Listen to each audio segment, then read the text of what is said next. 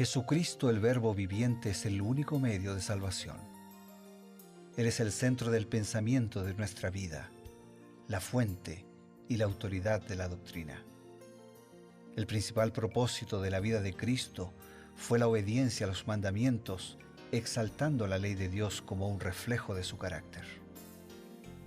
El principal mensaje a ser predicado en el mundo, basado en Apocalipsis 14, está representado por 3 ángeles llevando el Evangelio eterno al mundo entero.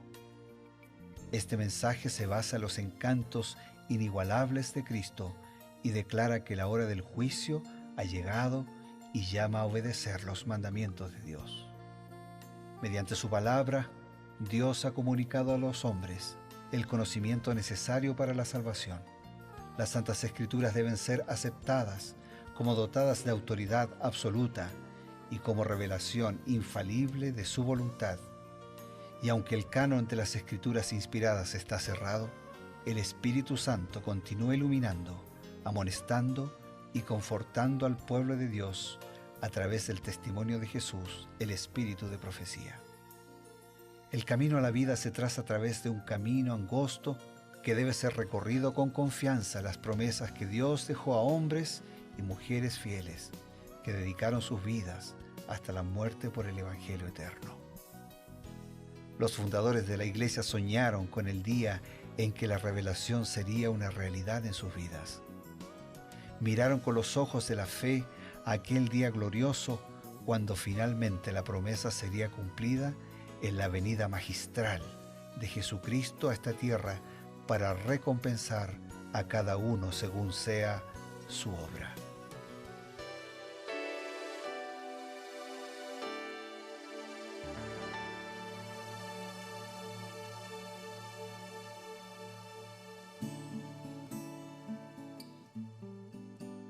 Qué grato es encontrarnos cada día en este programa Creed en sus profetas.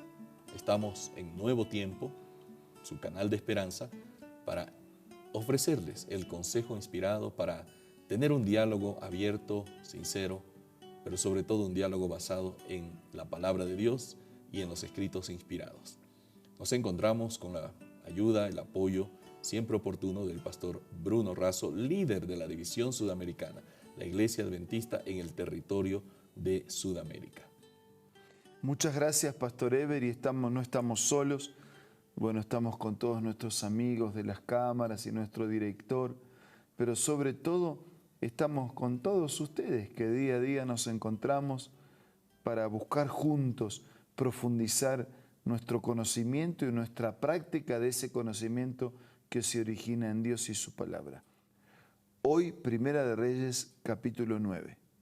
En Primera de Reyes, capítulo 9, nosotros encontramos que Dios está confirmando su pacto con Salomón. En los días pasados hemos visto cómo Dios fue bendiciendo de manera muy directa, muy abierta, muy visible a este gobernante joven que estaba dispuesto a hacer la voluntad de Dios, pero que él necesitaba una confirmación, ¿no? En sus primeros años realmente Salomón mostró mucha sabiduría, que fue lo primero que había pedido, y entonces Dios confirma su pacto con Salomón. ¿Cómo nos amplía la inspiración este aspecto? Elena de White, en Profetas y Reyes, su libro dice así: el rey había hecho cuanto estaba en su poder por alentar al pueblo a entregarse por completo a Dios y a su servicio y a magnificar su santo nombre. Y nuevamente, como sucediera en Gabaón al principio de su reinado, recibió el gobernante de Israel una evidencia de la aceptación y la bendición divinas. En una visión nocturna, el Señor se le apareció y le dio este mensaje: yo he oído tu oración y he elegido para mí este lugar por casa de sacrificio. O sea, Dios renueva un pacto con Salomón y Salomón renueva un pacto con Dios. ¿Basado en qué? Se había entregado por completo a Dios, al servicio de Dios y a magnificar el nombre de Dios. Entonces, cuando uno se entrega al servicio de Dios, cuando uno entrega la vida primero a Dios para reconciliarse con Dios, ya que el pecado nos divide, cuando uno renueva el compromiso de servicio y cuando lo que quiere hacer es vivir para magnificar, para para exaltar, para glorificar, para dar todos los aplausos a Dios, estamos en las mejores condiciones de recibir nuevas y mayores bendiciones. Sin duda. Ahora, ¿por qué era importante para Salomón recibir una evidencia más de la aceptación y la bendición divinas? Elena de White dice así: si Israel hubiese permanecido fiel a Dios, aquel edificio glorioso habría perdurado para siempre como una señal perpetua del favor especial de Dios hacia su pueblo escogido. Dios declaró: y a los hijos de los extranjeros que se llegaran a Jehová para ministrarle y que amaran el nombre de Jehová para ser sus siervos, a todos los que guardaran el sábado de profanarlo y abrazaren mi pacto, yo los llevaré al monte de mi santidad, los recrearé en mi casa de oración. Sus holocaustos y sus sacrificios serán aceptos sobre mi altar, porque mi casa, casa de oración, será llamada de todos los pueblos.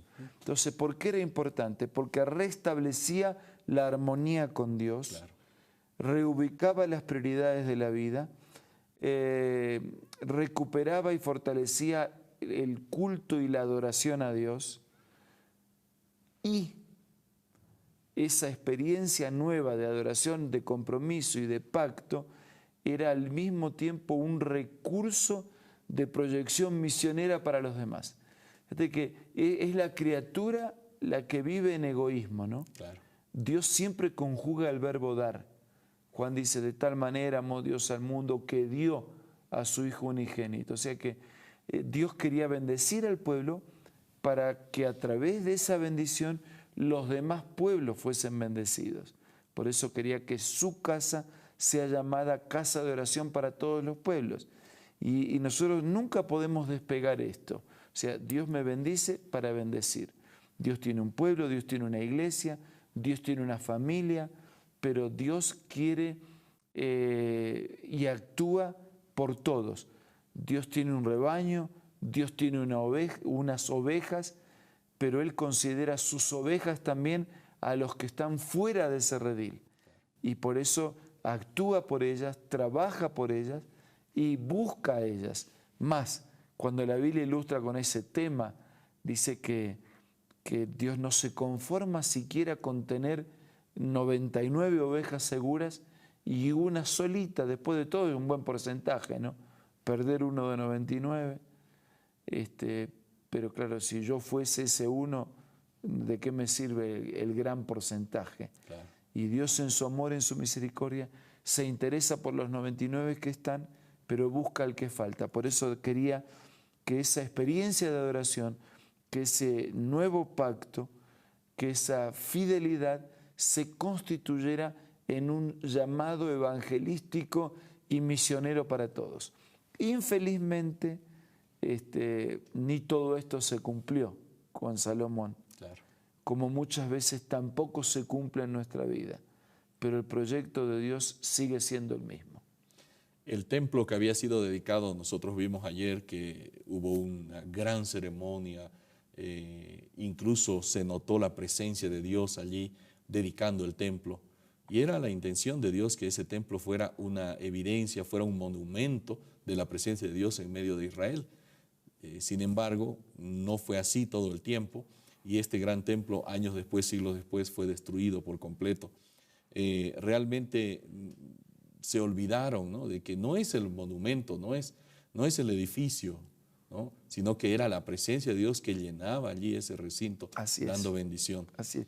Y lo mismo que pasó con el templo puede pasar con nuestras vidas. O sea, Claro. Si yo soy valioso es porque solo en la medida que Dios esté conmigo.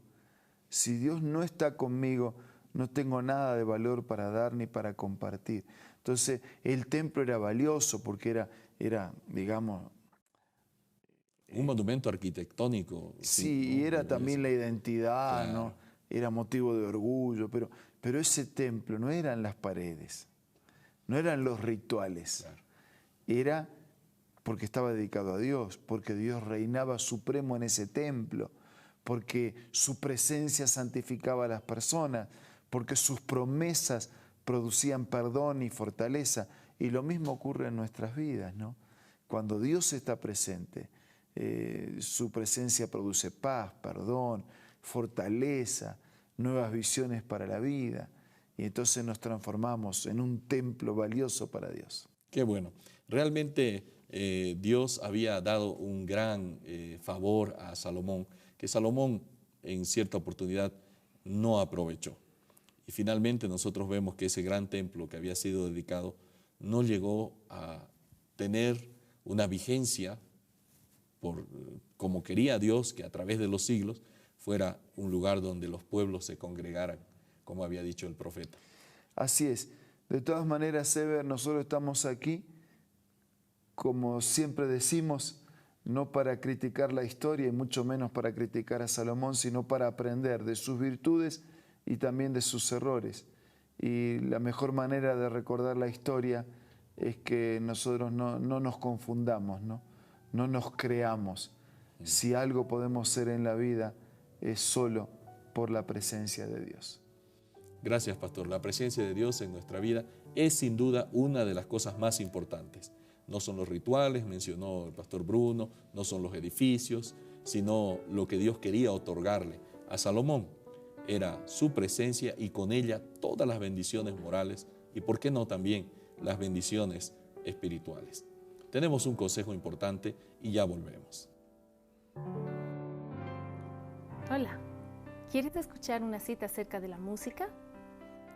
Así como los israelitas cuando andaban por el desierto alegraron su camino con la música del canto sagrado, Dios invita a sus hijos de hoy a alegrar por el mismo medio su vida de peregrinaje. Pocos medios hay más eficaces para grabar sus palabras en la memoria que el de repetirlas mediante el canto, y esa clase de canto tiene un poder maravilloso. Esta cita puedes encontrarla en este libro hermoso, La Música, escrito por Elena G. de White. Te invito a que sea parte de tu biblioteca personal ingresando a la página www.aces.com.ar o visitando una iglesia adventista del séptimo día más cercano del lugar donde te encuentres. También puedes hacerlo descargando la aplicación Elena G. de White del App Store o del Play Store.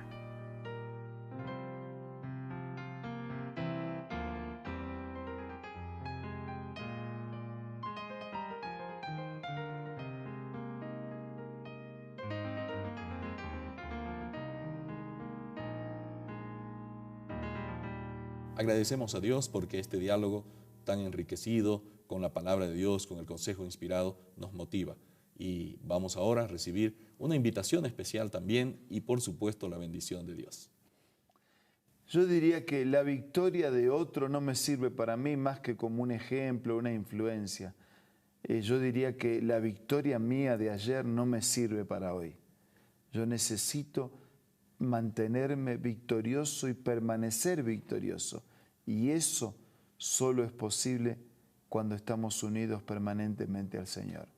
Salomón tuvo experiencias maravillosas, pero también tuvo momentos de experiencias que hubiese sido mejor no vivir.